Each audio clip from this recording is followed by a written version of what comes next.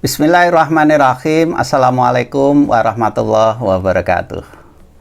Semangat pagi untuk adik-adikku, para pembelajar fisika, sahabat Sagu Findo yang hebat luar biasa. Senang sekali bisa bertemu kembali dengan adik-adik semuanya. Semoga tetap sehat dan semangat untuk terus belajar dan berkarya demi masa depan yang lebih baik. Kali ini kita akan belajar bersama tentang teknologi digital.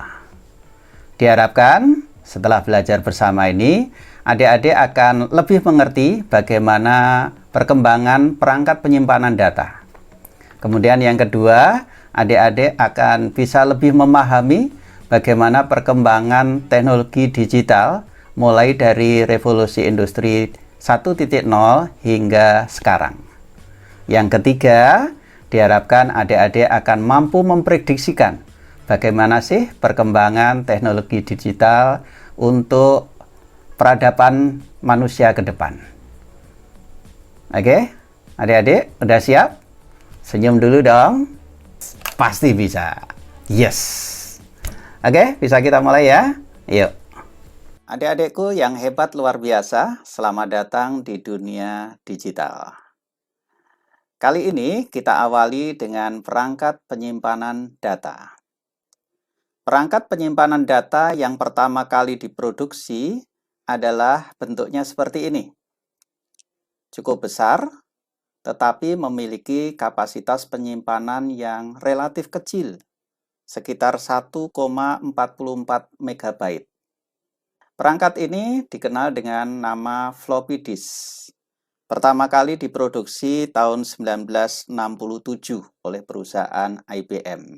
Karena tuntutan kebutuhan, maka mulai dikembangkan. Yang terakhir pada kala itu, bentuknya menjadi relatif lebih kecil, tetapi memiliki kapasitas penyimpanan yang lebih besar. Yang selanjutnya disebut dengan floppy disk drive, atau lebih familiar dikenal dengan nama disket. Berikutnya, perangkat seperti ini. Ya, ini adik-adik pasti sudah mengenal. Iya, benar. Namanya adalah compact disk. Compact disk ini ada dua model, ada dua versi, yaitu CDR dan CDRW. Udah tahu dong perbedaannya? Iya. Kalau CDR, sekali digunakan untuk menyimpan, walaupun kapasitasnya masih, ini tidak bisa ditambah lagi. Kalau CDRW berarti rewritable, ini berarti ketika masih ada kapasitas yang kosong, maka bisa ditambah data untuk penyimpanan. Compact disk ini pertama kali diproduksi tahun 1979 oleh dua perusahaan besar yaitu Philips dan Sony. Memiliki kapasitas penyimpanan yang lebih besar dibandingkan yang disket. Kemudian perangkat yang berikutnya hampir sama dengan CDR atau CDRW tadi, tetapi memiliki kapasitas yang jauh lebih besar. Bisa sampai 4,7 GB. Ini yang kemudian dikenal dengan nama DVD, Digital Video Disc. Sama dengan yang CD, ada DVD-R dan DVD-RW. Berikutnya adalah seperti ini. Nah, ini juga adik-adik sudah mengenal. Biasanya ditanam di dalam CPU atau komputer. Ya. Kalau di luar bentuknya seperti ini. Ini yang kemudian dikenal dengan nama HDD, hard disk drive, ya. HDD ini pertama kali diproduksi tahun 1980, memiliki kapasitas yang lumayan besar juga. Saat ini hard disk bisa sampai tera. Ini misalnya ukurannya sampai 6 terabyte. Nah, yang berikutnya, ya seperti ini. Adik-adik juga sangat familiar. Apa namanya? Iya betul, memory card. Atau sering disebut dengan SD card. Nah, secure digital.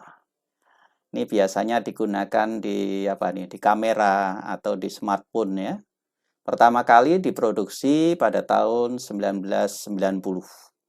Ini juga begitu, dalam perkembangannya mampu memiliki kapasitas yang sangat besar. Berikutnya, nah ini juga sudah sangat familiar. Apa namanya? Iya, betul, USB flash drive. Atau sering familiar dikenal dengan nama flash disk. Ya.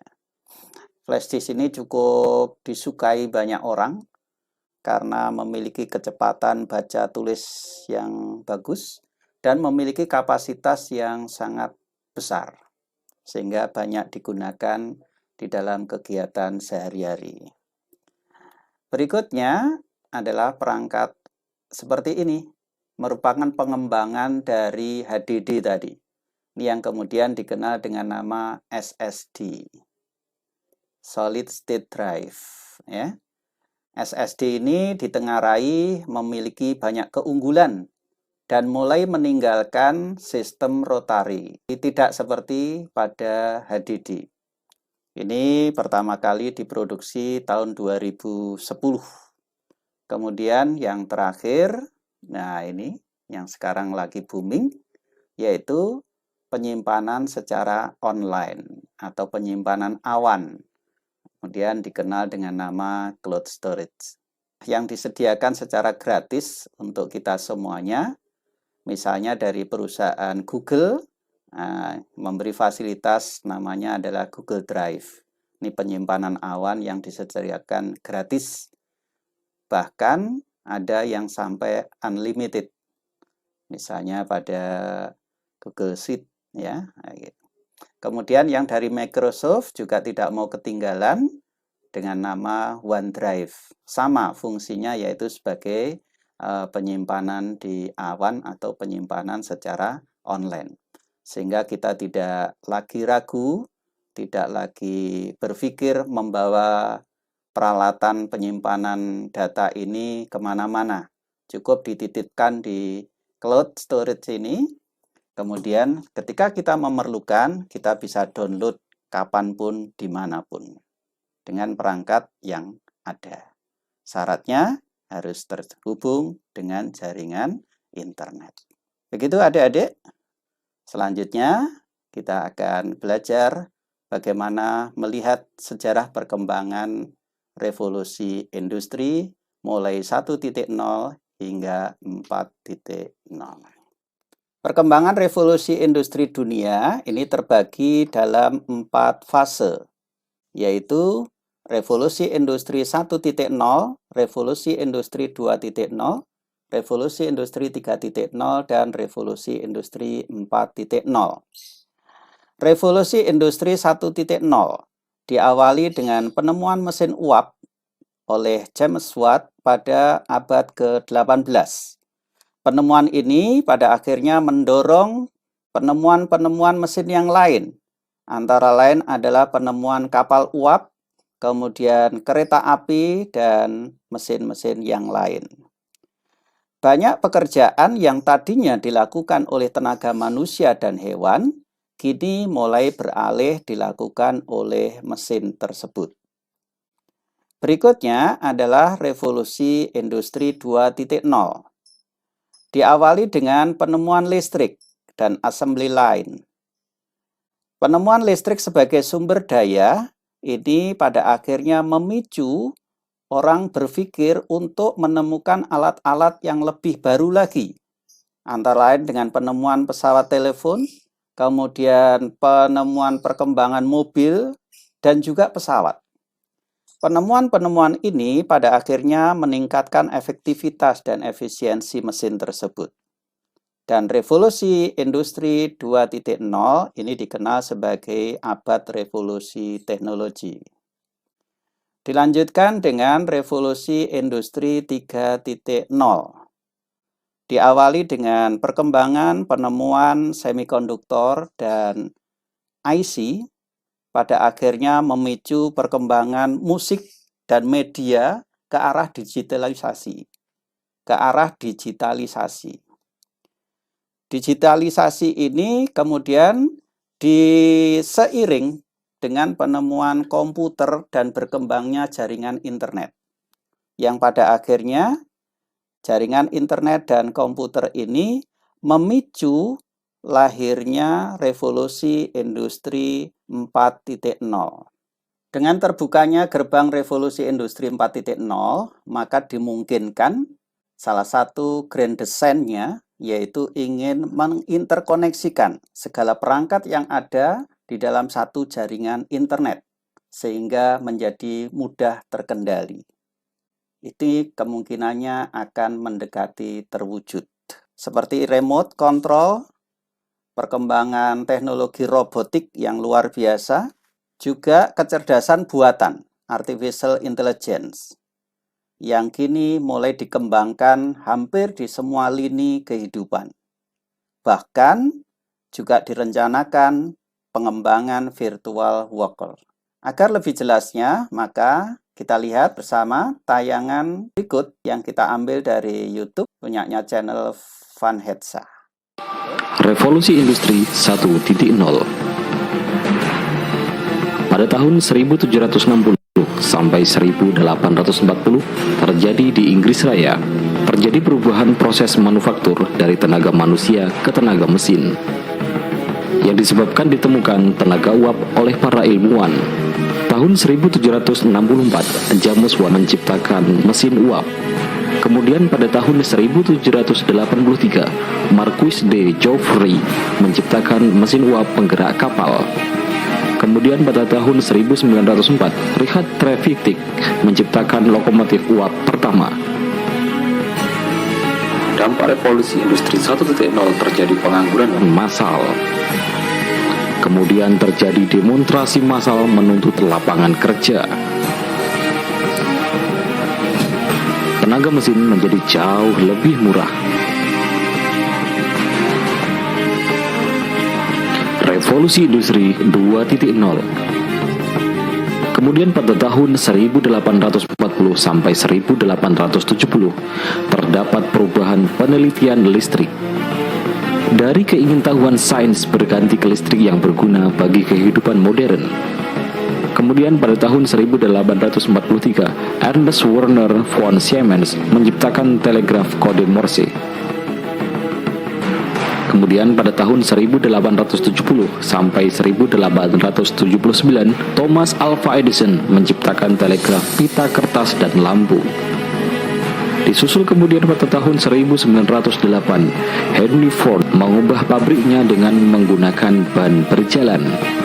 Dengan ban berjalan, biaya produksi jauh lebih murah, sehingga dapat menurunkan harga hingga 300% dan Ford cepat menguasai pasar mobil. Akibatnya banyak pabrik mobil ditutup karena kalah bersaing. Puncaknya tahun 1930, industri mobil turun drastis dari 250 perusahaan menjadi 20 perusahaan. Revolusi Industri 3.0 tahun 1970. Dengan ditemukannya PLC atau Programmable Logic Controller, mesin industri dapat berjalan sendiri, biaya produksi makin murah. Ditandai perubahan dalam industri musik dengan lahirnya musik digital yang cepat menguasai pasar. Terjadi juga dalam dunia fotografi. Mengambil gambar dan berbagi dilakukan dengan mudah tanpa diperlukan kertas film sebagai medianya. Revolusi Industri 4.0 dimulai pada tahun 2000. Menggunakan mesin-mesin yang menjadi operator. Mesin-mesin yang menggunakan operator diganti dengan menjadi mesin full automatic, sehingga hanya sedikit memerlukan tenaga manusia, seperti penjaga pintu parkir misalnya. Dengan adanya e-parkir, semua lebih mudah. Google dalam mengembangkan self-driving car, sehingga tidak memerlukan tenaga manusia dalam berkendara. Apakah Anda siap dengan perubahan ini?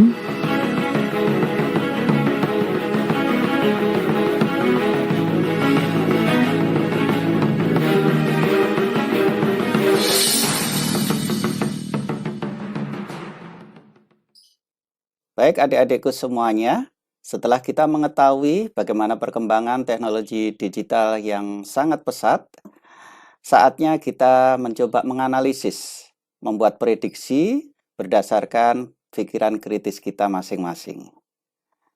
Yang pertama, kira-kira bagaimana perkembangan teknologi digital masa depan? Kemudian, yang kedua, anggap kira-kira 5 atau 10 tahun yang akan datang. Ketika adik-adik sudah lulus sarjana dan masuk ke dunia kerja, kira-kira jenis pekerjaan baru apa ya yang akan muncul? Yang hari ini belum ada, atau mungkin pekerjaan yang justru akan menghilang dari peredaran karena sudah tidak diperlukan lagi atau tergantikan dengan teknologi. Kemudian yang ketiga, adik-adik coba berpikir kira-kira bagaimana wajah pendidikan Indonesia ke depan.